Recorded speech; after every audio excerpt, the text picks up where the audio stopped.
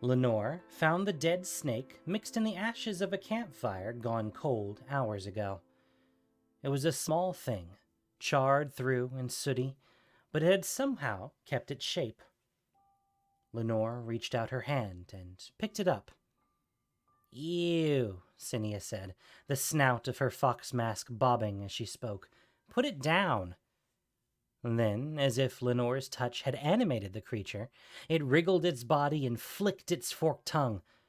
Leinore tossed it away with a scream. It landed back in the pit out of ashes, still as anything, almost like it had never moved at all.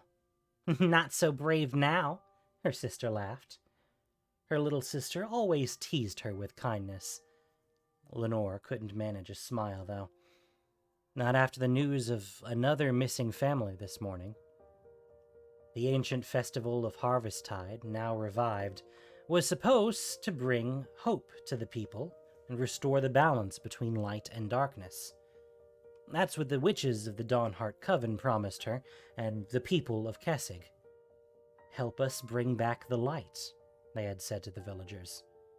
Even though they wore skulls on their heads and mud on their faces, and looked as menacing as the monsters hiding in the woods, people agreed to help them. "Bring back the light," people whispered all around. Soon it was more than a whisper. It was a promise and a prayer. But more people turned up missing every morning, and the days seemed dimmer than ever. Leinore didn't usually need cheering up. She would be the first one to get up in the morning, to prepare breakfast for her sister and her father before he left for the fields. Afterward, she would make the rounds through their small village, visiting elders who lived alone, or children whose families had been blighted by some catastrophe, supernatural or not, and share whatever baked goods she had made that day. It gave her peace to know people were happy, or at least content, a sense of order. That order had been disturbed ever since the travails. And now, the nights grew longer, and the days were cut too short. The winter frost came months earlier than it should have, draping Kessig like a thin veil.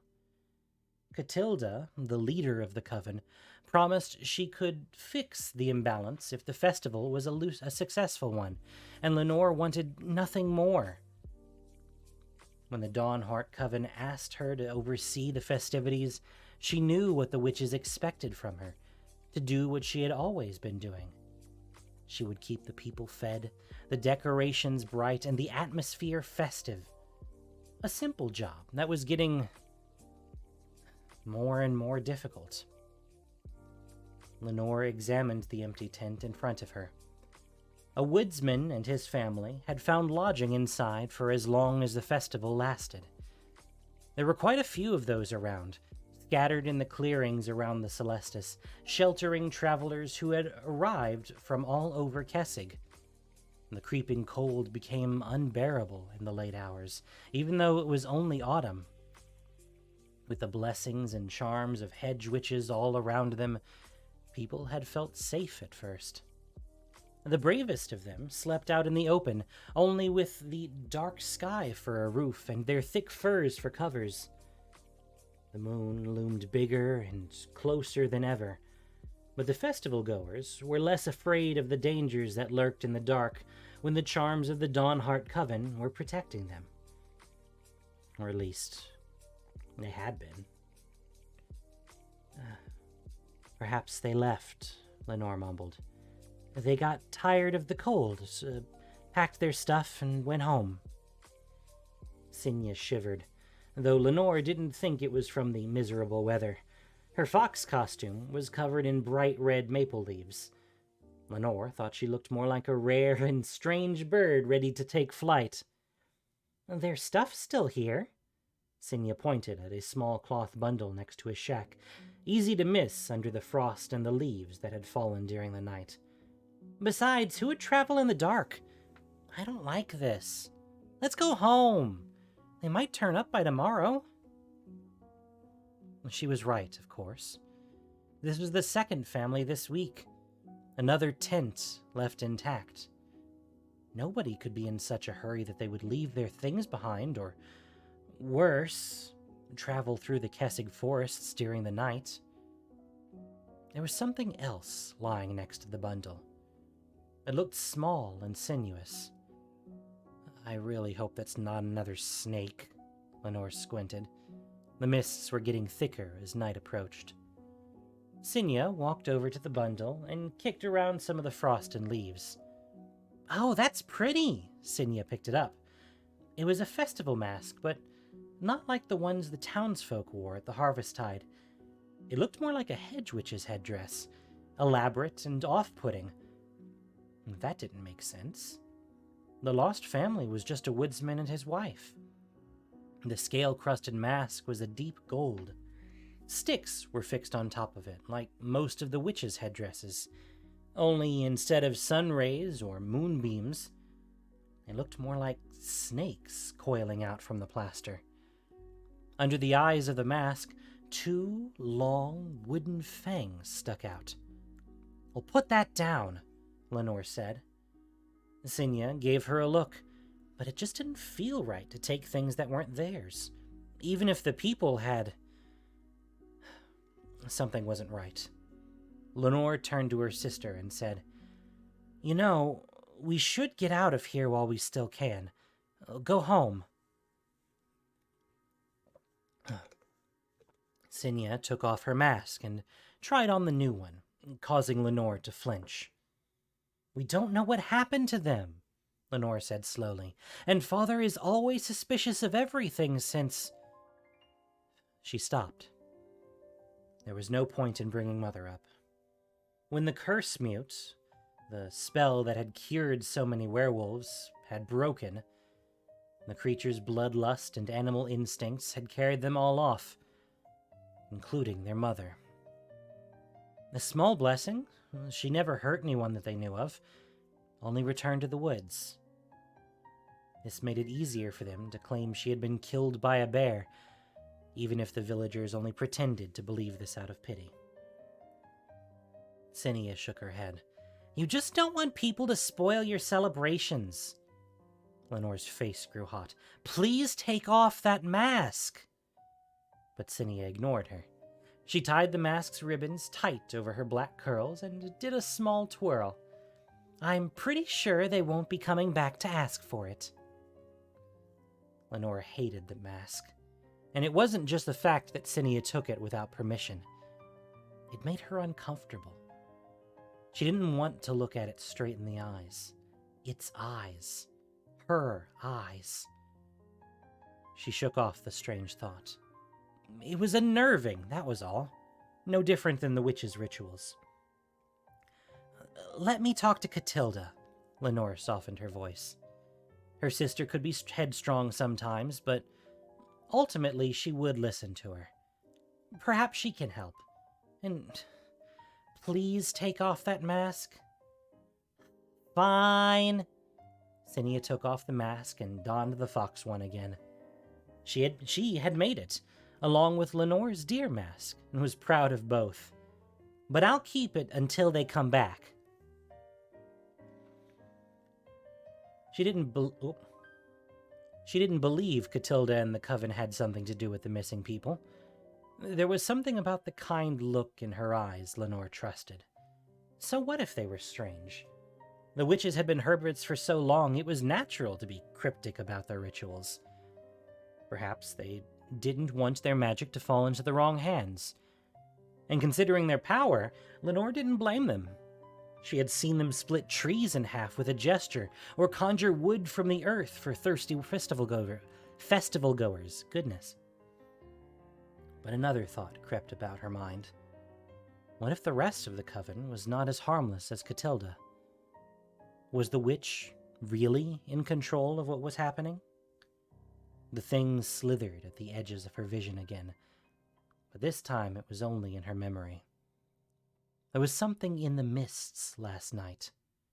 Even now she could feel its oppressing presence all around. It felt like it was both gliding overhead, hidden somewhere in the thick canopy, and shifting under her feet, cloaking itself with dead leaves and frost. Leinore shivered and tried to tell herself it was nothing. Tomorrow, another festival day would start, and she would need to be its bright and happy face once again.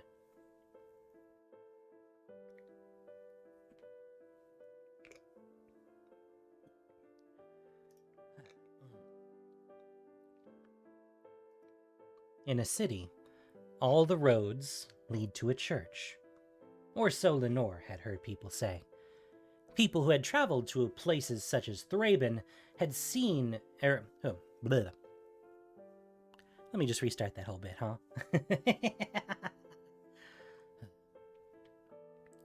In a city, all the roads lead to a church. Or so Leinore had heard people say. People who had traveled to places such as Thraben and seen buildings bigger than all the houses in Kessig put together. In the Ulfenwald, all the roads led to the Celestis. The structure's golden glow pierced through branches and foliage. Its metallic rings reached the canopy overhead and even higher still. Leinore could see the glow when she was lying in her tent at night. Around the machine, the people had set up tents and stalls for all sorts of trade. Not even the cold could stop a healthy appetite for coin. Blessed weapons were exchanged for precious family heirlooms, fur for leather, potions for magic scrolls that would keep their readers safe, or so the traders promised. If Leinore hadn't known better, she might have even believed their promises. She had seen real magic in the hands of the witches, though, and this felt nothing like it.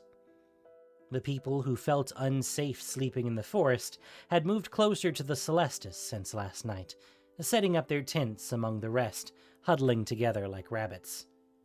The lights and the crowd must have made them feel protected.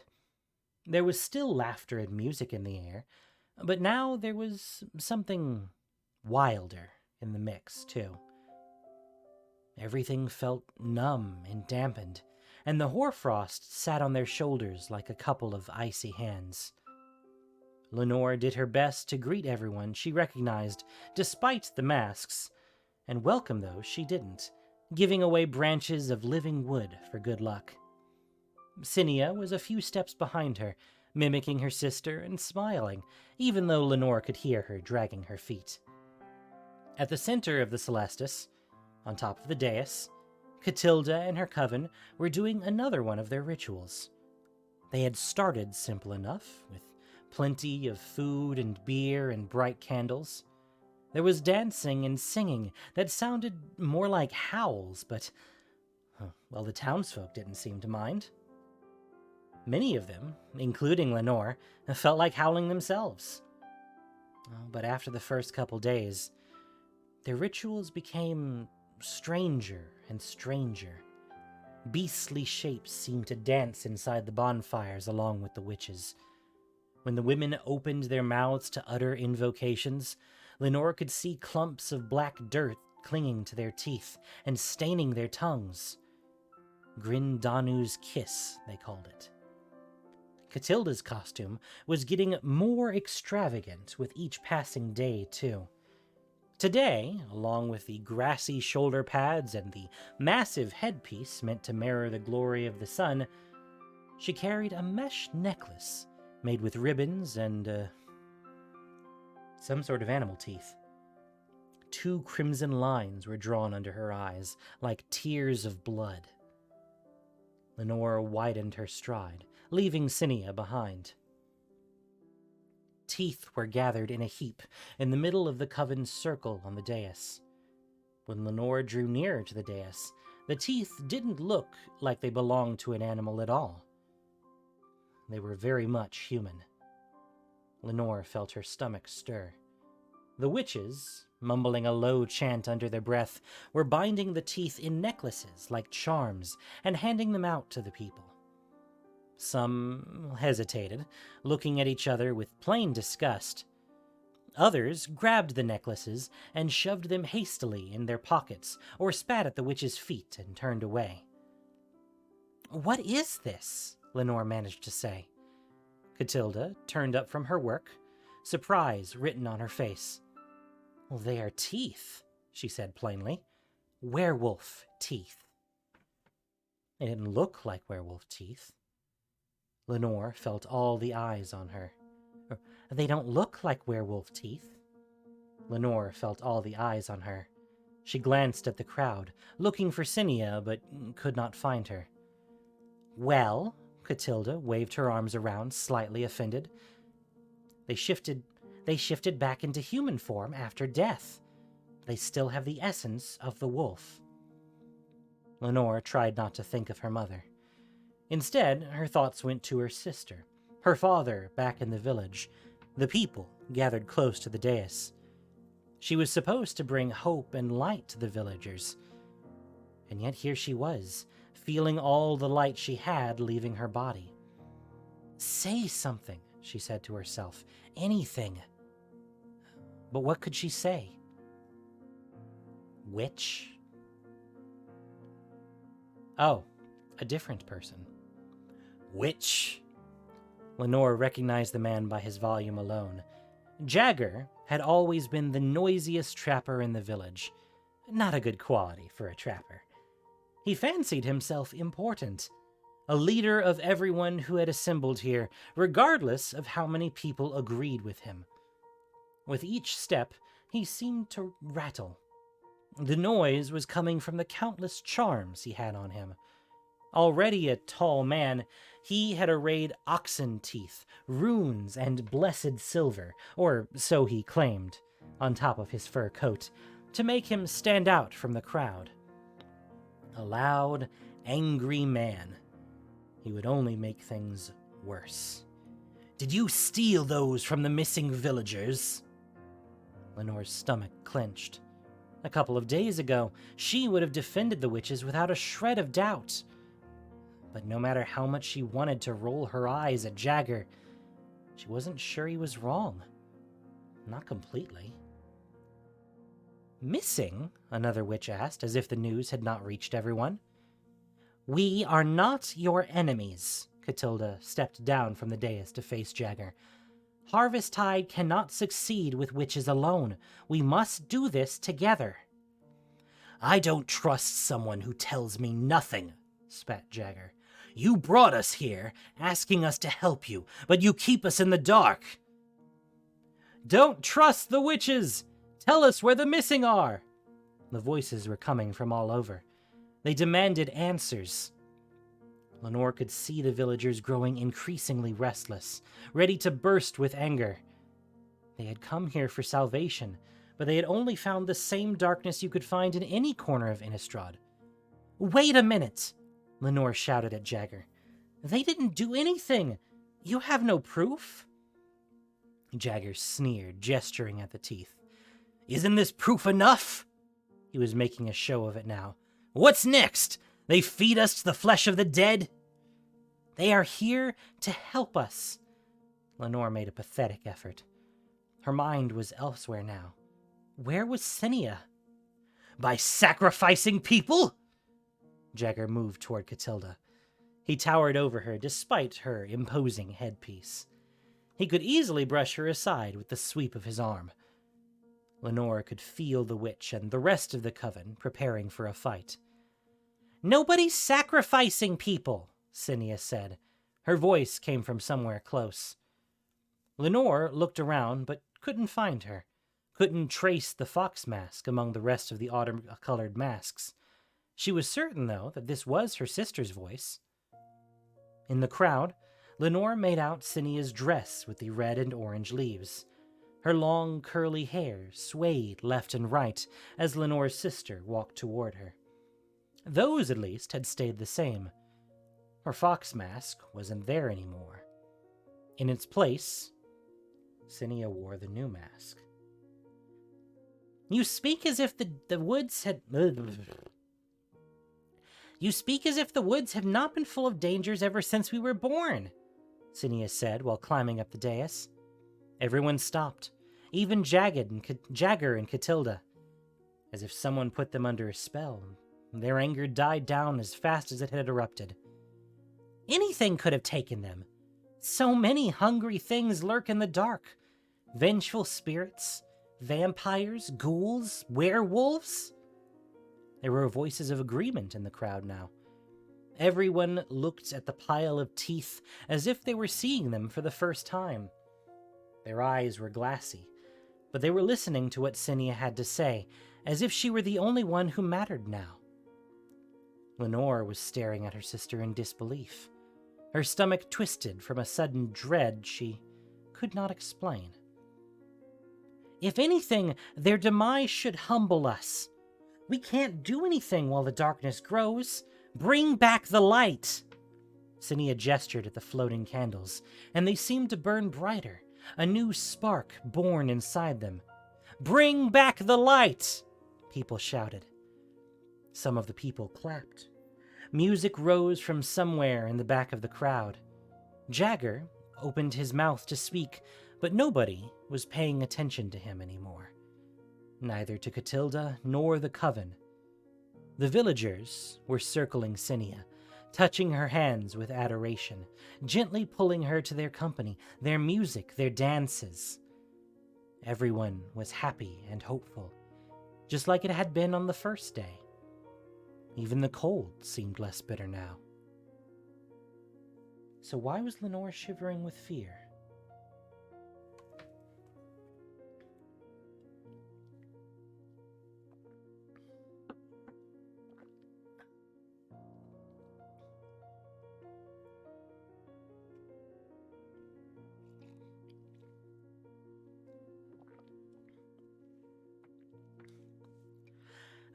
Sorry. Water break. Gotta hydrate. Gotta stay hydrated. When they returned to their tent that night, Cynia brought a fur that a trapper had gifted her and threw it at Leinore. She was still wearing the mask. Get warm, she said. It's going to be a long few days. Leinore didn't stir from her corner of the bed.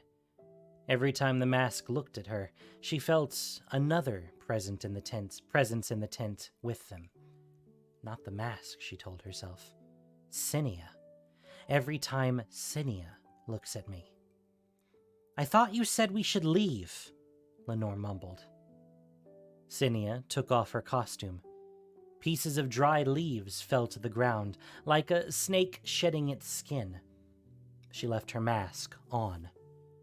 She crouched on the floor, a few inches from Leinore's face. Her breath smelled of dead things, ashes, and rust. I don't want to leave anymore. The Coiled One has spoken to me today, sister. Her voice came out deeper, raspier, like coming from somewhere else, someone else. When she smiled, Leinore thought she saw a forked tongue peek out of the slit between her teeth. The light will return to Innistrad. The oppressiveness of what Leinore felt last night returned, only this time worse. You feel it too? Asked Cynia, almost too delighted to contain herself. The Coiled One is surfacing. The air was squeezed out of Leinore's chest by an unfolding presence inside the tent. It made her mind foggy. The leaves faintly rustled in the trees, as if something was hiding right above their heads. When she looked at Cynia again, she was lying still on her bedroll, mask still in place. Not sleeping, Leinore was sure. More like pretending to be asleep. Spookus.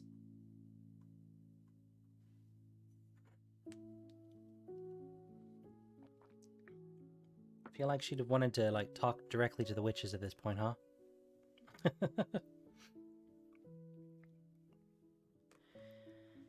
It had been 2 nights since they found that mask. For the 10th time that night, Leinore ground a snake under her boot. It was small as a human finger, brown and covered in bile, like the ones before. It stirred a little bit under her shoe, just enough to make her cringe, and then was still. We should move to some more tense music, I feel like. This is too nice. One sec. Where's the... that one. Eh?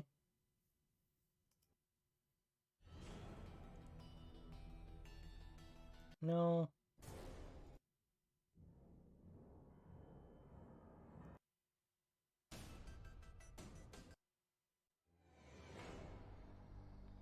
Let's go with this.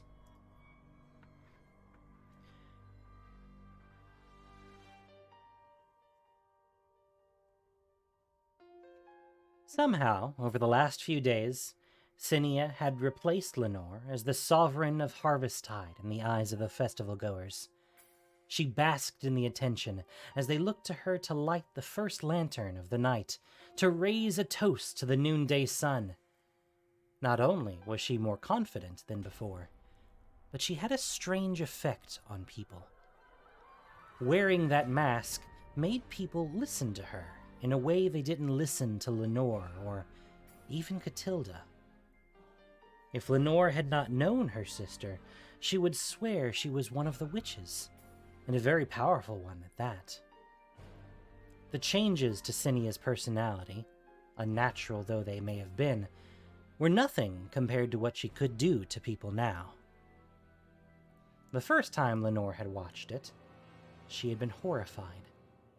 She would touch someone on the brow, whisper something under her breath, and the villager would begin to choke. Their eyes would roll back into their head until they coughed out a small, squirming serpent. It was nightmarish, and yet the others seemed to rejoice, as if every new snake was cause for celebration. The screams, "Bring back the light!" rose from the crowd. The people's faces were contorted by such wild joy that Leinore found the villagers more terrifying than any werewolf. They could not tell what was natural and what was cursed anymore. And Leinore was unsure she could either. Leinore used every power an older sister had over a younger one to make things right again. She yelled at her, threatened to tell their father, tried to grab Cynia and drag her back to the tent. But of course, the villagers would come between them every time. A wave of bodies crashing against hers and circling her sisters, begging Cynia for more miracles, more snakes, more light. To them, she was more than the sovereign now. She was their savior. Nobody seemed too concerned this time with the group of goatherds that went missing during the night. If Cynia told them it was all right, then it was. Leinore needed her sister more than ever, but the Cynia she knew was gone. The last glance Leinore stole from her that night was when Catilda offered her a headpiece from their coven in exchange for her mask. The headpiece had deer antlers instead of sinuous sticks, and was painted with blood mixed with mud and leaves. Leinore was not close enough, so she could not hear what the two women said to each other, but Cynia laughed in Catilda's face and turned away. Leinore returned to their tent first, hid under their furs, and waited. Cynia was up to something. Every night after she found that mask, she would leave their bed and come back only when the first weak light peered inside the tent. Not long after, she heard frozen leaves crunching under someone's footsteps. She could tell it was Cynia by the way the atmosphere shifted, squeezing the air out of her lungs. She curled up into a tight ball and tried her best to disappear under the covers. When Cynia entered the tent, she went straight for their bed. Leinore had her eyes shut, but she felt her sister's scrutinizing gaze on her. She kept her breath even and her face relaxed, praying that her heartbeat wouldn't betray her. It was only a few agonizing moments, but they felt like hours. When Cynia was certain Leinore was fast asleep, she left the tent. Then she slowly slid from beneath the furs, and got up, still dressed. Leinore followed Cynia into the night. The only thing Leinore left behind was her mask.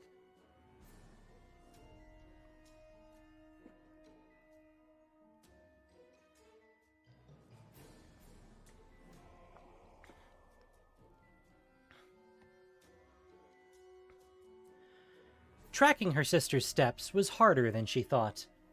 Perhaps she had waited too long for Cynia to disappear behind the tall trees, and now her chance was gone. Leinore shuffled around the frozen undergrowth for a while, her only light coming from the distant, fading glow of the Celestis on the horizon, the candles, and the occasional lantern. And then she heard the crawling again. Whatever it was materializing. It was more than a feeling, so tangible she could now hear it. It sounded far away, but there was no denying it was the same thing she was hearing for days now. And it was coming from the northwest, toward the heart of the forest. Leinore licked her dry lips and followed the noise. Not too long after, she came out into a small camp made up of Not too long after, she came out into a small camp made up of 5 tents, a sign that mostly loners must have been camping there.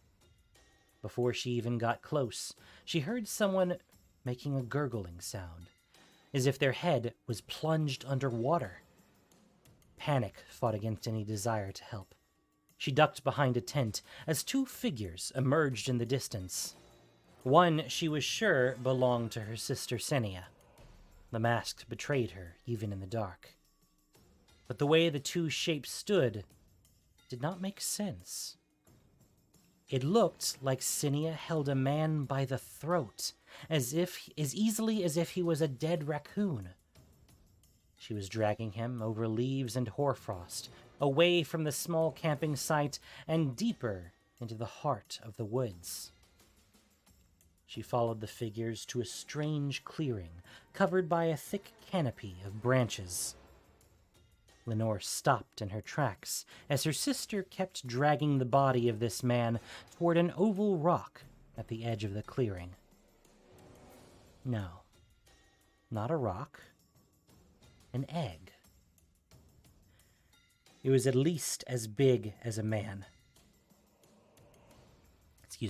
It was at least as big as the man she carried, and sat next to a line of many others. They were pale green and iridescent, glowing in the dark like little balls of light. Cynia touched the egg, and it gave way to her touch, opening like a leathery flower. To Leinore's horror, she watched her sister push the unconscious man into it. The egg closed around him, enveloping him like a womb. Leinore tried to move, but her limbs felt numb and heavy. She had to try not to let her knees give. Too late, she realized her sister was not alone. A woman stood in the shadows, behind the oversized eggs. With a gesture, she seemed to dismiss Cynia away, to bring what Leinore guessed would be the next victim. Leinore felt someone grabbing her shoulder. She tried to scream, but before any air could leave her mouth, a hand clamped over her face. In her ear, a familiar voice whispered harshly, "Don't move. Here she comes." For a moment, Leinore thought Catilda meant the woman in the shadows. But instead, Catilda pointed her staff at her sister with calm determination. The edge of the wood sizzled with unnatural light, and Leinore could feel the heat on her face as the staff began to gather its killing energy. Without thinking, Leinore bit down on Catilda's hand. The witch howled in pain and let go of the staff. "You stupid girl!" Catilda growled as she crouched in the undergrowth, fumbling for her staff. "I could have saved us!" And that's when the woman left the shadows and came closer, her eyes glowing green. "Catilda," The woman sounded amused. "Is that you?" Why didn't you aim at her?" Leinore shouted, gesturing to the unknown woman. "Sereth isn't the one wearing the mask," Catilda said, picking up her staff. "Your sister is. All of Sereth's power is in that mask. Cynia is consumed by it. There's no hope for her now." The ground beneath her feet began to tremble and heave, and Leinore found herself fighting to stay standing. She could see the treetops swaying back and forth like drunk dancers. "What's going on?"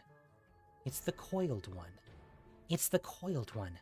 Sereth called him to chase the darkness away, and has been feeding him those ensorcelled townsfolk for days now." Catilda laughed bitterly. "I was a fool not to see it sooner. She'll destroy us all." The earth below her sister split apart, revealing black soil The earth below her sister split apart, revealing black soil like blood in a wound. Leinore wanted to go to her, but it was hard to steady herself, let alone walk straight. Where the fissures met, dirt and trees sank and disappeared from view. Soon there was a gaping hole inches from where Cynia stood. The eggs glowed brighter, and the woman whom Catilda called Sereth lifted her staff, aiming at Leinore and Catilda. "It is time!" Sereth screamed.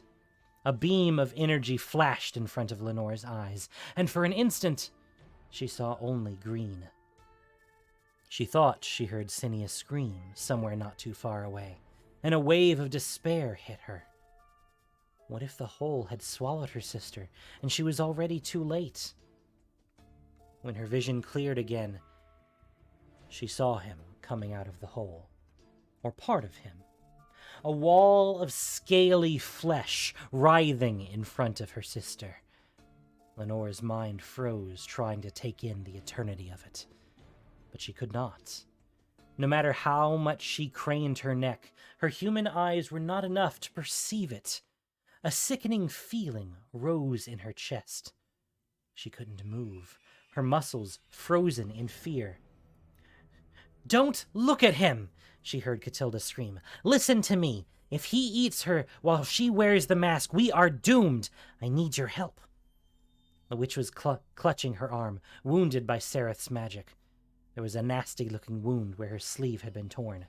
The cloth was drenched in blood, and pus was oozing from the raw meat underneath. "We must destroy Cynia. The mask won't come off by itself." Leinore made herself stand straight.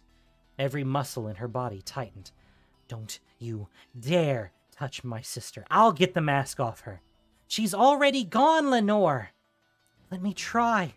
You have to distract Sereth for me." Catilda nodded. One chance. She raised her staff, and green sparks flew from its tip.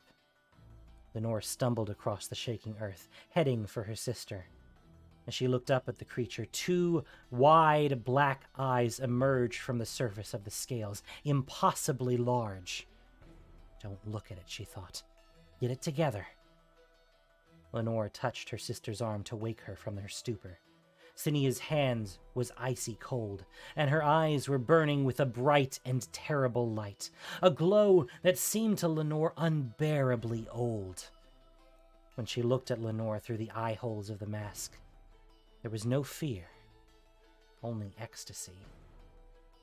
But when Leinore came closer, she heard a faint whisper from Cynia's lips. "Help me." A deep, rumbling sound came from the chasm, and Leinore realized she had not yet seen the creature's mouth. She grabbed Cynia's cold arm and pulled. Cynia let Leinore lead her passively. As they were running toward a cluster of trees, she could feel the ground fall away mere inches behind them. Out of the corner of her eye, she saw Sereth aiming her staff at Catilda now. Vines lunged from the trees like ravenous serpents and wrapped around the hedge witch's throat. Catilda lifted her free hand, and shale burst from the ground toward the other woman in jagged, rippling bursts. One cluster tore through the stand of trees Leinore had been running for. She threw herself and Cynia to one side. Catilda rose to her feet and turned to face Sereth. At her eerie whisper, a gust of wind whipped through the trees, gathering a swarm of leaves that seemed to whirl with a razor-sharp edge, attacking Sereth. She shifted her position to negate the number of deep slices on her skin, losing her balance in the process. For a moment, Leinore thought Sereth would find her footing and counterattack. Sereth's staff was buzzing with power again, but she had forgotten the many fissures gaping around her. Instead of landing on solid ground, her left foot went straight into one. Sereth's eyes bulged in surprise as she spread her arms, desperate to grab onto something, her staff dropping from her hand. But there was nothing to grab onto. No vines left. And in an instant, Sereth was gone, swallowed by the chasm. Leinore grabbed Cynia, who struggled feebly in her arms. The mask seemed to have fused itself to her skin. Leinore tried to find an edge to peel it. Off, but there was no beginning and no ending. The ground shuddered again as the massive serpent moved. Its passage felt like the end of the world, and it was coming for Cynia. Far, far above them all, the Coiled One opened a mouth as wide as any chasm, ready to swallow them both. We must destroy her. Catilda's words echoed in Leinore's mind. She could make out the witch somewhere on the other side of the hole. Her sister's face was so calm it made her nauseous. She had never seen anyone look so peaceful, even as the monstrous creature approached. Cynia was still whispering something, in what she was sure would be their final moments. Leinore leaned in closer to hear. Rip it off. Leinore reached a hand to the mask and touched her sister's skin, or what felt like her skin. Without thinking, she started to pull as hard as she could. Her nails sank into Cynia's cheek, and for the first time she screamed. It's working. She pulled harder. The mask started to rip like a piece of wet parchment. The Coiled One's breath was hot and damp above them, coming in horrible, rotten waves as it bent that tremendous head toward them. One last pull. Cynia screamed. Or was it the beast? When the mask came off, it turned back into the hard thing made of sticks and leaves. Cynia's face was so red and raw, Leinore almost didn't recognize her. But that awful glow had left Cynia's eyes. Cynia? Leinore stared at her face for a hard minute, searching for her sister. Thank you, Cynia said, her voice faint. She blinked a few times, and then her stare focused on Leinore. They were interrupted with a sound like a hurricane, a bellow of primal rage from the massive creature Sereth had unleashed. Leinore covered her ears reflexively, but it seemed to be in the throes of some kind of agony. It was retreating, actually retreating, down into the chasm from which it had come. With one last hiss, the Coiled One dragged its body to the depths of the earth, pulling eggs and surrounding foliage down. The ground shook one more time, before Leinore and Cynia lost sight of it. Leinore let the mask go. As it tumbled down the cavernous hole, she pulled her sister up with all the strength she had left. And with Catilda, she limped back to the settlement. Noises were coming from different parts of the woods, yelling and crying, and even some laughter. Soon, they found people stumbling around, wondering among themselves how they got there, and which day of the festival it was. members of the Dawnhart Coven were gently leading people back toward the Celestis. Nobody was spewing snakes, and there were none in the undergrowth either. Just leaves and frost under her feet. Nobody seemed to remember it. And not a soul. Nobody seemed to remember it. And not a soul asked about the guttural noises that shook the woods. If there weren't still so many missing, it would have been like nothing had happened. Leinore knew that wasn't true, though. And from the look on Cynia's face, she knew her sister would remember what had happened tonight forever. Before the festival goers enveloped her completely, Leinore turned and looked back into the woods. She felt it only faintly, the rustle in the trees under the earth, as if a presence was passing her by. The Harvesttide Sovereign shifted and turned away.